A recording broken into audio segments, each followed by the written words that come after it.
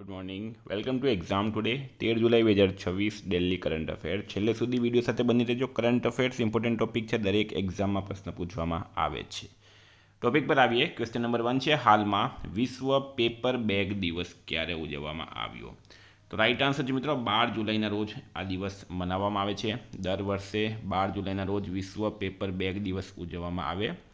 મુખ્ય ઉદ્દેશ્ય છે હાનિકારક પ્લાસ્ટિક બેગનો ઉપયોગ બંધ કરવો. હાલમાં અત્યાધુનિક માનવ વન્યજીવ સંઘર્ષ ઉત્કૃષ્ટતા કેન્દ્રનું ઉદ્ઘાટન ક્યાં થયું? પ્રશ્ન છે. તો રાઈટ આન્સર છે આમાં કોયમ્બટૂર ખાતે. અતિ આધુનિક માનવ વન્યજીવ સંઘર્ષ ઉત્કૃષ્ટતા કેન્દ્ર એટલે કે centre of excellence on human wildlife કોન્ફ્લિક્ટનું ઉદ્ઘાટન કોયમ્બટૂર તમિલનાડુ ખાતે કરવામાં આવ્યું છે. બરાબર. Salim Ali centre for ornithology and natural history કેમ્પસમાં કરવામાં આવ્યું છે કોયમ્બટૂરમાં. ઉદ્ઘાટન કોણે કર્યું? કેન્દ્રીય પર્યાવરણ, વન અને જળવાયુ પરિવર્તન મંત્રી ભૂપેન્દ્ર યાદવ. આ પ્રસંગે national human wild life conflict portal પણ લોન્ચ કરવામાં આવ્યું છે.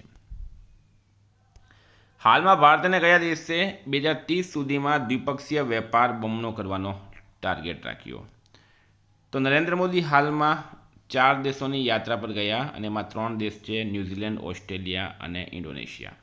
હવે ન્યૂઝીલેન્ડ પહોંચ્યા છે નરેન્દ્ર મોદી.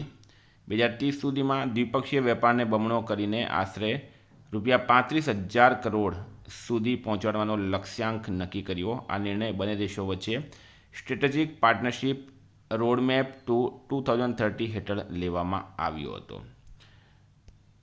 મિત્રો ન્યૂઝીલેન્ડની વાત કરીએ આપણે. કેપિટલ છે વેલિંગ્ટન, કરન્સી છે ન્યૂઝીલેન્ડ ડોલર, પીએમ છે ક્રિસ્ટોફર લક્સન. હવે આ એક કરાર તો થઈ ગયો. હવે બીજો કરાર છે મેરીટાઈમ કોઓપરેટિવ એગ્રીમેન્ટ. ત્રીજો છે હાઇડ્રોગ્રાફી એન્ડ ન્યુટિકલ કાર્ટોગ્રાફી. એક છે મ્યુચ્યુઅલ લોજિસ્ટિક્સ સપોર્ટ એરેન્જમેન્ટ અને એક છે મેરીટાઈમ સિક્યુરિટી ડાયલોગ શરૂ કરવાનો નિર્ણય. ટોટલ મિત્રો 10 પ્રકારના એમઓયુઝ થયા અને એમાં રોડમેપ ટુ 2030 જાહેર કરવામાં આવ્યું. આ લાઈન તમારે ખાસ યાદ રાખવાની, એક્ઝામમાં આવા પ્રશ્નો પૂછવામાં આવે છે. ગુજરાતમાં કયા તાલુકાનું ચુડેલ ગામ ચંદનપુર તરીકે ઓળખાશે? તો હવે ચુડેલ ગામ જે છે મિત્રો એ માંડવી તાલુકામાં આવેલું છે, કચ્છ માંડવી. બરાબર. હવે એનું નામ ચંદનપુર તરીકે ઓળખવામાં આવશે. ગુજરાત સરકારના સામાન્ય વહીવટ વિભાગ દ્વારા એક મહત્વપૂર્ણ જાહેરનામું બહાર પાડવામાં આવ્યું, જે મુજબ માંડવી તાલુકામાં આવેલું ચુડેલ ગામનું નામ બદલીને હવે ચંદનપુર કરવામાં આવ્યું છે. સ્ટાર માર્ક કરજો મિત્રો. ચંદનપુર એ સકારાત્મક ઉર્જાનો અનુભવ કરાવે છે. વિદ્યાર્થી મિત્રો, સીસીની એક્ઝામ આવી રહી છે, સાથે તમારે કંડક્ટર ડ્રાઈવરની એક્ઝામ આવી રહી છે. તો એક્ઝામ ટુડેનું મિત્રો લેટેસ્ટ 1 વર્ષનું કરંટ અફેર લઈ લેજો. જે મિત્રો પોલીસમાં નથી લાગ્યા, બમણી મહેનત આપણે કરવાની છે સીસીની અંદર. બરાબર. આમાં તમને મિત્રો માત્ર 300 રૂપિયામાં પૂરા 1 વર્ષનું કરંટ અફેર મળશે અને સ્ટેન્ડર્ડ કક્ષાનું કરંટ અફેર આવે છે. ડેલી યુટ્યુબ પર વિડીયો બનાવીને કરંટ અફેર્સ પ્રોવાઈડ કરનાર આપણે એકમાત્ર ચેનલ છે ગુજરાતની એક્ઝામ ટુડે, છેલ્લા 7 વર્ષથી. બરાબર. તો કરંટ અફેર્સની પ્રાઇસ ખાલી 300 રૂપિયા છે. પૂરા વર્ષનું કરંટ અફેર મળશે. કોઈને 8 મહિનાનું 6 મહિનાનું જોઈએ તો પણ મળી જશે. આ નંબર પર પેમેન્ટ કરો, સ્ક્રીનશોટ મોકલી આપો. હાલમાં એડીબી એટલે કે એશિયન ડેવલપમેન્ટ બેન્કે 2026-27 માટે ભારતનો જીડીપી વૃદ્ધિ દર કેટલા ટકા રહેવાનો અંદાજ લગાવ્યો? તો રાઈટ આન્સર છે મિત્રો આમાં 6.6%. એડીબી બ્રિક્સ દેશોની બેંક છે. એની સ્થાપના થઈ હતી એડીબી બ્રિક્સની નહીં, પણ એડીબીની સ્થાપના 19 ડિસેમ્બર 1966ના રોજ થઈ હતી. હેડક્વાર્ટર છે મનીલા અને પ્રેસિડેન્ટ છે મસાટો કાંડા. એશિયન ડેવલપમેન્ટ બેંકે નાણાકીય વર્ષ 2026-27 માટે ભારતનો જીડીપી એટલે કે ગ્રોથ ડોમેસ્ટિક પ્રોડક્ટ વૃદ્ધિ દર 6.6% રહેવાનો અંદાજ વ્યક્ત કર્યો. અગાઉ 6.9% હતો, હવે એને ઘટાડવામાં આવ્યો છે. હાલમાં પ્રકાશિત થયેલા ગ્લોબલ લાઇવેબિલિટી ઇન્ડેક્સ 2026માં કોણ ટોચ પર રહ્યું છે? તો કોપનહેગન આમાં ટોચ પર છે. ગ્લોબલ લિવેબિલિટી અથવા લાઇવેબિલિટી ઇન્ડેક્સ 2026 જારી કરનાર સંસ્થા છે ઇકોનોમિસ્ટ ઇન્ટેલિજન્સ યુનિટ. ટોચનું શહેર છે કોપનહેગન, ડેનમાર્ક. નવી દિલ્હી 120મું સ્થાન, મુંબઈ 121મું સ્થાન, ચેન્નઈ 123મું સ્થાન અને બેંગલુરુ 127મું સ્થાન.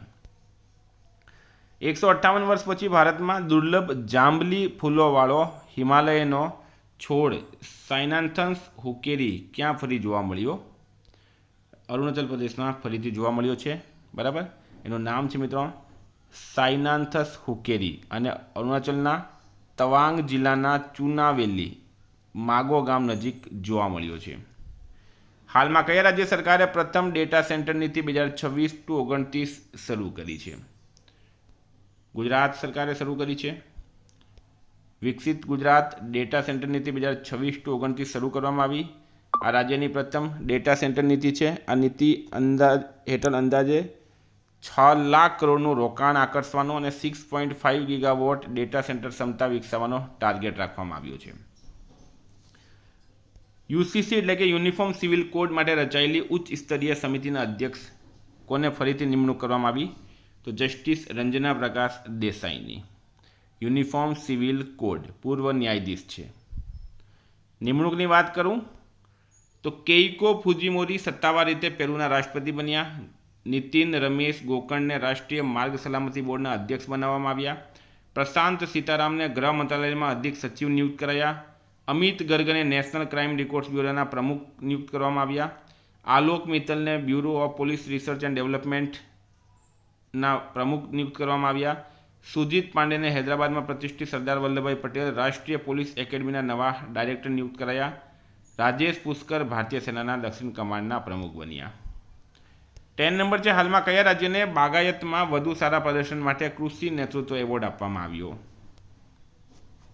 તો ગુજરાત રાઈટ આન્સર છે મિત્રો. આમાં બાગાયતી ક્ષેત્રમાં ઉત્કૃષ્ટ પ્રદર્શન બદલ ગુજરાતને કૃષિ લીડરશિપ એવોર્ડ 2026 એટલે કે એગ્રીકલ્ચર લીડરશિપ એવોર્ડ 2026 એનાયત કરવામાં આવ્યો. આ સન્માન 17મી એગ્રીકલ્ચર લીડરશિપ કોન્ક્લેવ 2026 દરમિયાન નવી દિલ્હીમાં આપવામાં આવ્યું છે. 11 નંબર છે, હાલમાં કયા રાજ્યમાં મોન્યુમેન્ટ એરોપ્શન નહીં મિત્રો, અહીંયા એડોપ્શન કરી દેજો. આ એરોપ્શન નહીં પણ એડોપ્શન એટલે કે દત્તક લેવું, બરાબર, સ્કીમ શરૂ કરવામાં આવી તો એ દિલ્હીમાં શરૂ કરવામાં આવી છે. Chief minister monument adoption scheme હમારે સ્મારક હમારા ગૌરવ આ અભિયાન છે. હેતુ છે દિલ્હીના 75 ઐતિહાસિક સ્મારકોના સંરક્ષણ, જાળવણી અને પ્રવાસન વિભાગ માટે ખાનગી કંપનીઓ, એનજીઓ, ટ્રસ્ટ, શૈક્ષણિક સંસ્થાઓને મોન્યુમેન્ટ મિત્ર તરીકે સ્મારકો દત્તક લેવાની તક આપી. 1 થી 7 જુલાઈ સુધીમાં કેટલા વન મહોત્સવનું આયોજન કરવામાં આવ્યું? તો 77મો, બરાબર. 1 જુલાઈથી 7 જુલાઈ સુધી દર વર્ષે વન મહોત્સવનું આયોજન કરવામાં આવે છે. 2026માં 77મો છે. શરૂઆત થઈ છે 1950માં. પ્રણેતા હતા કનૈયાલાલ માણેકલાલ મુનશી. તે સમયના કેન્દ્રીય કૃષિ અને ખાદ્ય મંત્રી હતા. હેતુ છે વૃક્ષારોપણને પ્રોત્સાહન આપવું અને પર્યાવરણને સંરક્ષણ કરવું. 13 છે, હાલમાં વિમ્બલ્ડન ટેનિસ ટુર્નામેન્ટની 139મી આવૃત્તિનું ક્યાં આયોજન કરાયું? તો મિત્રો એ કરવામાં આવ્યું છે લંડન ખાતે. 139મી આવૃત્તિ, તારીખ છે 29 જૂન ટુ 12 જુલાઈ 2026. સ્થળ છે લંડન, ઇંગ્લેન્ડ. આયોજક છે all England lawn tennis and cricket club. હાલમાં ગૃહમંત્રી અમિત શાહે જયપ્રકાશ નારાયણ પુસ્તકાલયનું ઉદ્ઘાટન ક્યાં કર્યું? તો મિત્રો એ ન્યૂ દિલ્હી ખાતે કરવામાં આવ્યું છે. હૈદરાબાદ ખાતે નવી દિલ્હીમાં કરવામાં આવ્યું. કેન્દ્રીય ગૃહમંત્રી અમિત શાહે હાલમાં જયપ્રકાશ નારાયણ જાહેર લાઇબ્રેરીનું ઉદ્ઘાટન નવી દિલ્હીમાં મંદિર માર્ગ ખાતે કર્યું હતું. આ પુસ્તકાલયનું નિર્માણ નવી દિલ્હી મ્યુનિસિપલ કાઉન્સિલ દ્વારા કરવામાં આવ્યું છે. હાલમાં એસ જાનકીનું નિધન થયું છે. તેઓ કોણ હતી? તો દક્ષિણની બુલબુલ તરીકે ઓળખાતી હતી મિત્રો એસ જાનકી. પીડ પ્લેબેક ગાયિકા. 88 વર્ષની ઉંમરમાં કર્ણાટકના મૈસૂરમાં એમનું હાલમાં નિધન થયું છે. હાલમાં રક્ષામંત્રી રાજનાથ સિંઘે સ્વદેશી સ્ટીલ્થ ફ્રિગેટ INS મહેન્દ્રગીરનું ઉદ્ઘાટન ક્યાં કર્યું? તો રાઈટ આન્સર છે મિત્રોમાં વિશાખાપટ્ટનમ ખાતે. પ્રોજેક્ટ છે 17A નીલગિરી ક્લાસ સ્ટ્રેથ ફ્રિગેટ. આ મિત્રો 6ઠ્ઠી સ્ટીલ ફ્રિગેટ છે. સ્વદેશી સામગ્રી આમાંના 75% છે. નિર્માતા છે મજગાંવ ડોક શિપ બિલ્ડર લિમિટેડ, મુંબઈ. તો આ હતા કરંટના પ્રશ્નો. વાત કરી લઈએ રિવિઝનની. 12 જુલાઈ 2026 પર આપણે આવી ગયા. વિશ્વ વસ્તી દિવસ ક્યારે ઉજવવામાં આવ્યો? 11 જુલાઈએ. 11મી 12મી સદીની ગ્રેનાઇટ નંદીની પ્રતિમા ભારતને પરત કરશે ઓસ્ટ્રેલિયા. ગાંધીનગરમાં કોના દ્વારા PM બસ સેવા અંતર્ગત પર્યાવરણ મૈત્રીપૂર્ણ ઇલેક્ટ્રિક બસોનો પ્રારંભ કરાયો? અમિત શાહ. 5 છે, હાલમાં કયા રાજ્યમાં વંદે માતરમ અને જનગણ મન ફરજિયાત જાહેર કરવામાં આવ્યા? તો ત્રિપુરામાં. 6 નંબર છે, હાલમાં કયા રાજ્યમાં મી ભૂમિ હક્કુ કાર્યક્રમ શરૂ કરવામાં આવ્યો? તો આંધ્રપ્રદેશ. 7 છે હાલમાં કયું રાજ્ય 8મી ખેલો ઇન્ડિયા યુથ ગેમ્સનું આયોજન કરશે? તેલંગાના. 8 નંબર છે હાલમાં ઉસ્તાદ બિસ્મિલ્લા ખાન યુવા પુરસ્કાર 2025 કોને એનાયત કરાયો? રણછોડલાલ ગોસ્વામીને.